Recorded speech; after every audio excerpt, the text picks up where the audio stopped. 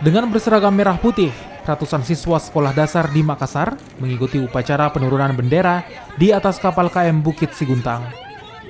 Didampingi oleh orang tua, para siswa SD menaiki kapal yang langsung disambut hangat oleh anak buah kapal beserta kapten kapal KM Bukit Siguntang. Sebelum upacara dilaksanakan, para siswa diajak berkeliling kapal dan mendapatkan pelajaran terkait cara kapal berlayar. Tepat pukul 17.30 waktu Indonesia Tengah, upacara penurunan bendera pun dilaksanakan dengan hikmat.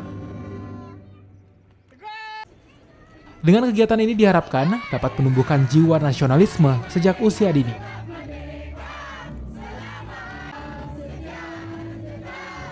Terus tadi tuh habis apa?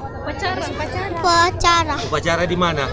Sini. Di Kapal. Ya, kapal. Ini baru pertama kali atau sudah sering? Sudah sering. Baru pertama kali upacara di atas kapal. Kalau untuk upacara pengibaran bendera itu hampir setiap tahun dilakukan di kapal-kapal PLN.